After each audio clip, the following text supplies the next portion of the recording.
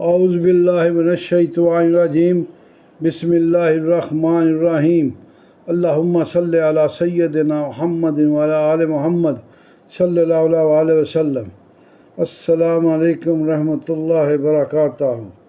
ناظرین، میں نعیم بٹ اسیر جدہ اخبار نامہ میں آج 25 اکتوبر 2024 کی جنگ اخبار میں چھپنے والا کشور ناہید محترمہ کشور ناہید کا کالم شعر پڑھنا، نواز شریف کا اصلاح کرنا مولانا کا سیاست دانوں میں ان دونوں بھائیوں کو شعر پڑھنے، نواز شریف کو تو گانے اور گانے والیاں بھی بہت پسند تھیں۔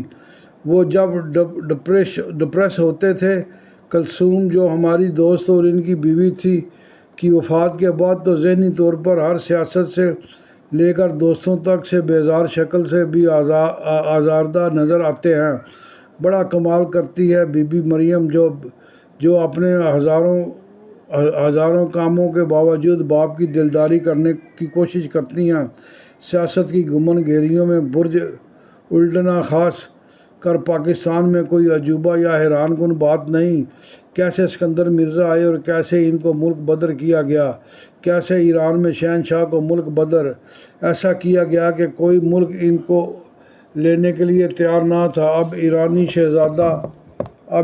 شہزادہ کچھ ایرانی سیاست میں منہ مارنے کی کوشش کر رہا ہے، جیسا کہ حمزہ بھی ایسی بساط پر اپنا پیادہ چلانے کی کوشش کرتا رہتا ہے، مگر ہمیں تو اپنے ملک میں ہونے والی افراتفری میں مولانا صاحب کا گھر ایمرجنسی سینٹر لگ رہا تھا کہ ایک آتا دوسرا جاتا، اور وہ کمال شفقت اور سکون سے سب کی لائق اور نالائق باتیں بڑے حوصلے سے سنتے رہے۔ مجھے ان کے چہرے پر سکون اور متانت دیکھ کر ان کے والد صاحب جو بھٹو دور میں اہم کردار ادا کرتے رہے تھے اس لیے یاد آئے کہ زندگی کے آخری برسوں میں ریواز گارڈن میں کسی کوٹھی میں رہائش رکھتے تھے، اور ہم لوگ یعنی سارے جوان ادیب صحافی نثار عثمانی اور منو بھائی کی ہمراہی میں صبح 9 بجے کے قریب ان سے کچھ سیکھنے اور باتیں کرنے جاتے تھے۔ آئینی طور پر جو ایک طوفان تھا، وہ کئی دن اور کئی راتوں کو جاگنے میں گزارنے کے بعد صبح کی اذان کے ساتھ پارلیمنٹ سے پاس ہوا، اور سارے بحران نے شاید پہلی دفعہ مشرق سے ابھرتے ہوئے سورج کو دیکھا۔ اب ایک سوال جو شاید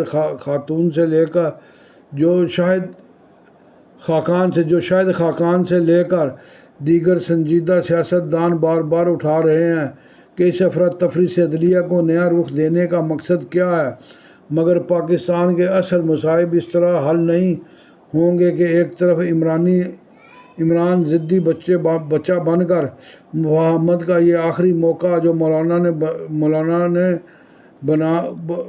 بنانے کی راہ ہموار کی اور جس پر مقتدرہ قوتوں کو بھی اعتراض نہ تھا، وہ بھی ایک نہ کے ذریعے گنوا دیا۔ پاکستان کو قرض ملنا اور وہ بھی ماضی کی طرح ترلے کرنے کے بعد آگے کیا دکھاتا ہے۔ ہر حکومت کی بدعہدیوں کو دیکھ کر سیاست کا اگلا ورق پلٹ کر تجربے کرتے رہے، اور سارے سیاست دان اپنی ہمت اور استطاعت کے مطابق سہولت کاروں کے ساتھ مل کر ملک کی بنیادوں پر چھپے ذخائر کھاتے اور باہر کے ملکوں میں ریٹائرڈ چیف ہوں کہ 22 گریڈ کے افسر حسب توقع جزیرے اور عمارتیں خریدتے رہے اور بیچتے رہے۔ آخر اس وقت سیاسی اور معاشی طور پر ہمیں کلاش سمجھ کر کوئی بھی ہمسایہ تجارت کرنے کو تیار نہیں۔ KP کے جرگے اور اسی طرح بلوچستان کے جرگے من مانی کر رہے ہیں۔ بظاہر بلاول اور شہباز کے حاشیہ برداروں کے پاس بھی کوئی معاشی، تجارتی اور تعلیمی منصوبہ نہیں، ورنہ ان 6-8 مہینوں میں صرف چین ہی نہ گونج رہا ہوتا۔ کس کو دکھانے کے لیے ورچوئل افتتاح گوادر بندرگاہ کا کیا گیا، جبکہ ہر ملک کو خبر ہے کہ ہم نے اس کو باقاعدہ زیر عمل لانے میں کوئی خاص پیش رفت نہیں کی۔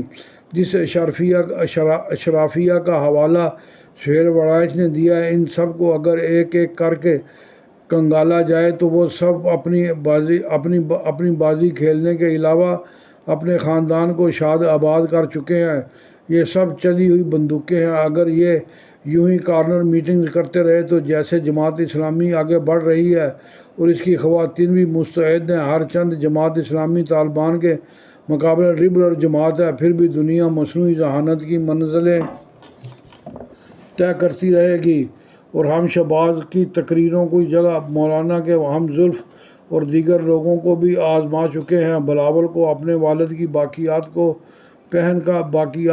پہن کر نہیں، پوری معیشت کو نئے سرے سے ری شیپ کرنے کے بھاری پتھر کو اٹھانا ہوگا، مگر اس کے پاس اور ارد گرد جو لوگ ہیں ان سے انقلابی اقدامات کی توقع بیوقوفی ہوگی۔ موجود سیاسی گروہوں کے کلف لگے کپڑوں کی ضرورت نہیں۔ تمہارے نانا کے نے کرتا شلوار قمیض پہن کر سوٹوں سے جان چھڑانے اور غریب کی سترپوشی کے لیے پہلا قدم اٹھایا تھا، مگر وہ بھی کوثر نیازی قسم کے لوگوں کے جال میں پھنس گئے تھے اور آخر اس چیف کے جال میں پھنس گئے جن کو وہ خوشامدی ٹٹو کے نام سے پکارتے تھے۔ ماضی بہت ہو گیا۔ اب خود نواز شریف نے کہا ہے کہ ہم نے 75 برسوں میں ملک کو آگے لے جانے میں کوتاہی کی۔ ایک ایٹم بم بنانے والے کو بانس پہ چڑھا کر پھر اس کو ذلیل کر کے معافی نامہ بھی پڑھوایا گیا، اور جب اس کا جنازہ جا رہا تھا تیز بارش کے باوجود عام اور غریب سب کو قبر تک پہنچانے کو بن بلائے آ گئے تھے۔ اب جو جگہ جگہ شاہد خاقان امیروں کے گھروں میں ملاقاتیں کر رہے ہیں، ان کے ساتھ عوام نہیں ہے، جس کے ساتھ سوشل میڈیا ہے۔ وہ نہ پڑھتا ہے نہ لکھتا ہے۔ سیاست اس کے خمیر میں زندان میں رہنے کے باوجود نہیں آئی۔ یہ آخری موقع تھا کہ سب اکٹھے ہونا چاہتے تھے، وہ بھی اس نے گنوا دیا۔ وائس چانسلر کی آکسفورڈ فہرست، اس کا نام نکالنے کے ساتھ جو اس پر لگائے گئے الزامات دہرائے گئے ہیں، ان کو سن کر ملک کی رہی سہی عزت بھی خاک میں مل گئی۔ ہم نے دنیا کی ایک بڑی کانفرنس پر جو خرچ کیا وہ ہماری روزمرہ کے خرچوں میں اضافے کی صورت میں ہم سے لیا جا رہا ہے۔ ساتھ ہی ساتھ بی بی مریم مصنوعی بارش پر کروڑوں خرچ کرنے کی تیاری کر رہی ہیں۔ اتنے پیسے پاس ہیں تو وہ موجود لائٹس کو ٹھیک کرنے اور بچوں کو پڑھانے پر صرف کریں، پھر جو بچہ آگے نکلتا ہے اسے لاکھوں کا انعام مت دیں۔ کام کرنا اور کام لینا سکھائیں۔ اگلا سال ہمیں کوئی خوشی دے سکے، شاید اگلا سال کوئی ہمیں خوشی دے سکے۔ یہ تھا محترمہ کشور ناہید کا کالم۔ امید ہے آپ کو پسند آیا ہوگا۔